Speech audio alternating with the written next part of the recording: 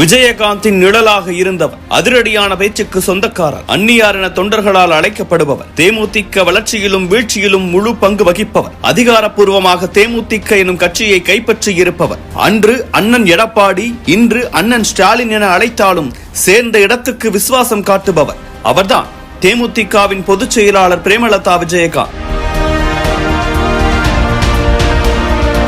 திருப்பத்தூர் மாவட்டம் குடியாத்தம் அருகே உள்ள செம்பேடு கிராமத்தில் பிறந்தார் பிரேமலதா. இளம் வயது முதலே விளையாட்டில் ஆர்வமாக இருந்த பிரேமலதா தடகள போட்டிகளில் பங்கேற்று வந்தார். பெற்றோரும் பிரேமலதாவின் ஆர்வத்தை பார்த்து தேசிய அளவில் நடக்கும் போட்டிகளில் பங்கேற்க ஊக்குவித்தனர். இதனால் ஒரு காவல்துறை அதிகாரியாக வேண்டும் என்ற எண்ணம் அவருக்கு ஏற்பட்டது. ஆனால் இளங்கலை படிப்பு முடித்ததும் சில சொந்த காரணங்களால் பிரேமலதாவுக்கு திருமணம் செய்து வைக்க வேண்டிய சூழல் ஏற்பட்டது. ஒரு பிரபல நடிகரை திருமணம் செய்து கொள்ள போகிறோம் என அப்போது பிரேமலதாவுக்கு தெரிந்திருக்காது. சினிமா நடிகர் விஜயகாந்த் உன்னை பெண் பார்க்க வருகிறார், அவரை தடபுடலாக வரவேற்க வேண்டும் என அவரிடம் சொல்ல சற்று குழப்பம் இருந்தாலும் மாப்பிள்ளையை பார்க்க ஆவலாக இருந்தார் பிரேமலதா. அப்போது ஒரு கார் அவரது வீட்டின் வாசல் அருகே வந்து நின்றது. காவி உடையில், கழுத்தில் மாலையுடன், காலில் செருப்பு கூட அணியாமல் ஒருவர் வந்து இறங்கினார். மாப்பிள்ளை வந்துட்டார் என சொல்ல அவரை மறைந்திருந்து பார்த்தார் பிரேமலதா. வீட்டில் இருந்த எல்லோரிடமும் இயல்பாக பேசினார் விஜயகாந்த். எல்லோருக்கும் அவரை பிடித்து போனது. பிரேமலதாவிடம் மாப்பிள்ளையை பிடிச்சிருக்கா என அங்கிருந்தோர் கேட்க அவர் வெட்கத்தில் தலையாட்டி சென்றிருக்கிறார். இதையடுத்து 1990ஆம் ஆண்டு மதுரை தமுக்கம் மைதானத்தில் அப்போதைய தமிழ்நாடு முதல்வர் கலைஞர் தலைமையில் விஜயகாந்த் பிரேமலதாவுக்கு மிகப்பெரிய அளவில் திருமணம் நடைபெற்றது. பல்வேறு திரை பிரபலங்கள், அரசியல்வாதிகள் வந்திருந்தனர். ஒரு மிகப்பெரிய நடிகரை திருமணம் செய்துள்ளோம் என்ற பரபரப்போடே இருந்தார் பிரேமலதா. ஆனால் சில ஆண்டுகளிலேயே விஜயகாந்தின் தொழில்களில் சிலவற்றை கவனிக்க தொடங்கினார். இந்நிலையில் 2000ஆம் ஆண்டு நடிகர் சங்க தலைவராக விஜயகாந்த் தேர்வு செய்யப்பட அவரால் ரசிகர் மன்ற பணிகளை சரிவர கவனிக்க இயலவில்லை. இதனால் ரசிகர் மன்றத்தை நிர்வகித்த ராமு வசந்தன் மன்றம் குறித்த விஷயங்களுக்கு பிரேமலதாவையே அணுகி ஆலோசனை பெற்றார். அவரோடு சேர்ந்து விஜயகாந்த் ரசிகர் மன்றங்களை பல்வேறு பணிகளில் ஈடுபட வைப்பதோடு நற்பணி மன்றங்களாக மாற்றி விஜயகாந்தின் பிறந்த நாளை சிறப்பாக கொண்டாட செய்தார் பிரேமலதா.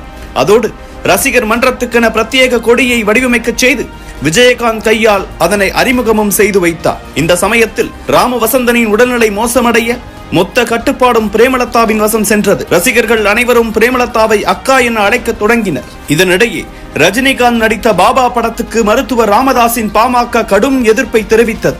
நடிகர் சங்க தலைவராக விஜயகாந்த் இருந்ததால் அவரின் உதவியை நாடினார் ரஜினி. அவரும் பிரச்சனையை தீர்க்க முயன்றார். ஆனால் பாமக விடுவதாக இல்லை. இந்நிலையில் திருமண நிகழ்வு ஒன்றில் கலந்து கொண்ட விஜயகாந்த் பாமக இளைஞரணி தலைவராக அப்போது இருந்த மருத்துவர் அன்புமணியை கடுமையாக சாட சினிமா பிரச்சனை அரசியல் பிரச்சனையாக உருமாறியது. பாமக தொண்டர்களும் விஜயகாந்த் ரசிகர்களும் மாறி மாறி மோதிக்கொண்டனர். ரசிகர் மன்ற நிர்வாகிகள் பிரேமலதாவை சந்தித்து தலைவர் அரசியலுக்கு வர வேண்டும், அப்போதுதான் பாமக மட்டுமல்லாது நம்மை எதிர்க்கும் யாரையும் திருப்பி அடிக்க முடியும் என சொன்னார்கள் ரசிகர்கள். இதனை சரியான வாய்ப்பாக கருதிய பிரேமலதா மொத்த சிக்கலையும் விஜயகாந்திடம் சொல்லி அரசியலுக்குள் வர அழுத்தம் கொடுத்தார். அதிமுக ஆட்சியில் நடந்து வந்த பல்வேறு சிக்கல்களை கண்ட விஜயகாந்தும் அரசியலுக்கு வரலாம் என்ற எண்ணத்தில் இருக்க பிரேமலதாவின் யோசனையை உடனே ஏற்றார். தயாரானது கட்சி, ரெடியானது கொடி. மதுரையிலிருந்து உதயமானது தேமுதிக. விஜயகாந்த் கட்சி தொடங்கினாலும் அதில் பிரேமலதாவின் தலையீடு ஏதும் இருக்கவில்லை. முழுக்க முழுக்க விஜயகாந்தின் கட்டுப்பாட்டில் மட்டுமே கட்சி இருந்தது.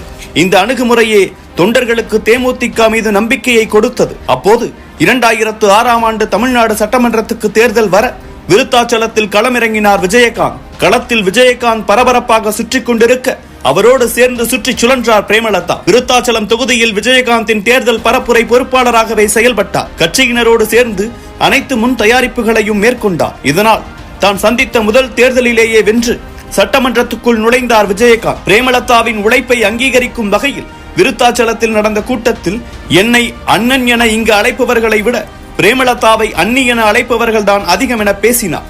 அவ்வளவுதான். அண்ணியாரே என போஸ்டர்கள் ஒட்டி மகிழ்ந்தனர் தேமுதிக தொண்டர்கள். இந்த சம்பவத்துக்கு பிறகு கட்சி நிர்வாகத்தில் பிரேமலதாவின் ஈடுபாடும் தலையீடும் எட்டி பார்க்க தொடங்கியது. குறிப்பாக 2009 நாடாளுமன்ற தேர்தலுக்கு பிறகு பல முடிவுகளை எடுப்பதில் விஜயகாந்துக்கு பிரேமலதா உதவினார். மக்களோடும் தெய்வத்தோடும் தான் கூட்டணி என அதுவரை பேசி வந்த விஜயகாந்தை கூட்டணி அரசியல் செய்ய சம்மதிக்க வைத்தார் பிரேமலதா. இதனால் 2011 தேர்தலில் அதிமுகவோடு கூட்டணி வைத்து 29 இடங்களை பிடித்தது தேமுதிக. பிரேமலதாவின் அரசியல் கணக்கை எண்ணி ஆச்சரியம் அடைந்தார் விஜயகாந்த். தேமுதிகவின் மகளிரணி தலைவராகவும் நியமிக்கப்பட்டார் பிரேமலதா. இந்நிலையில் சட்டமன்றத்தில் அதிமுகவோடு விஜயகாந்த் மோத 8 எம்எல்ஏக்கள் அதிமுகவுக்கு தாவினர். இந்த நிகழ்வுகளுக்கு பிறகு விஜயகாந்தின் உடல்நிலையில் தொய்வு ஏற்பட்டது. அவரை அமெரிக்கா அழைத்து சென்று சிகிச்சை கொடுத்தார் பிரேமலதா.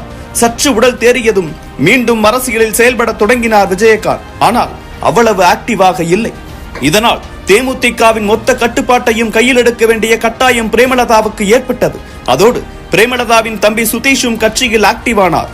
2014 தேர்தலில் பாஜகவோடு கூட்டணி வைத்தார் விஜயகாந்த். தமிழ்நாட்டில் பாஜக கூட்டணியின் முகமாக விஜயகாந்தை முன்னிறுத்த களத்தில் இறங்கி தீவிர பரப்புரை மேற்கொண்டார் பிரேமலதா. மோடியே கூட பிரேமலதாவை பாராட்டினார்.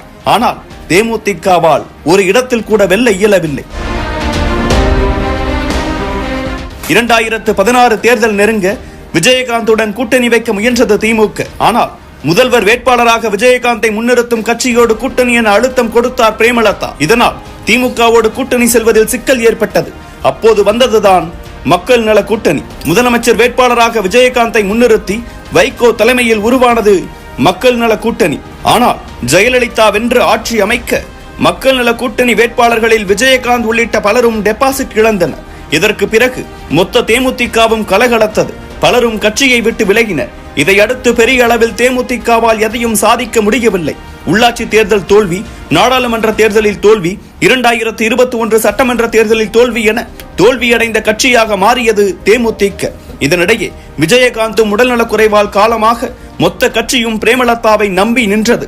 உடன் நின்ற தொண்டர்களை இழக்க விரும்பாமல் கட்சியை எடுத்து நடத்த தொடங்கினார் பிரேமலதா. 2026 தேர்தலில் யாருடன் கூட்டணி என்ற நிலை உருவான போது தொண்டர்கள் விரும்பும் கட்சியோடு கூட்டணி என்றார். அரை விழுக்காடு கூட இல்லாத கட்சி என 1000 பேர் விமர்சித்தாலும் கேப்டன் என்ற ஒற்றை நம்பிக்கை வார்த்தையை நம்பி கட்சியை அடுத்த கட்டத்துக்கு எடுத்துச் செல்ல வேலை பார்த்தார். கடலூரில் பெரும் மாநாடு நடத்திய பிரேமலதாவின் செல்வாக்கு அதிமுக திமுகவை திரும்பி பார்க்க வைத்தது. பார்த்ததோடு நில்லாமல் கூட்டணிக்கு அழைத்து 10 சீட் கொடுத்தது திமுக. உயிருக்கு போராடி கொண்டிருந்த கட்சிக்கு தண்ணீர் கொடுத்து உயிரை காப்பாற்றி இருக்கிறது திமுக என அரசியல் விமர்சகர்கள் கூறுகின்றனர். ஆனால் அரசியல் சாணக்கியனாய் மாறி தேமுதிகவை மீட்டிருக்கும் பிரேமலதா ஒரு ராஜ்யசபா சீட்டும் வாங்கி தன் தம்பியை டெல்லிக்கும் அனுப்பியிருக்கிறார்.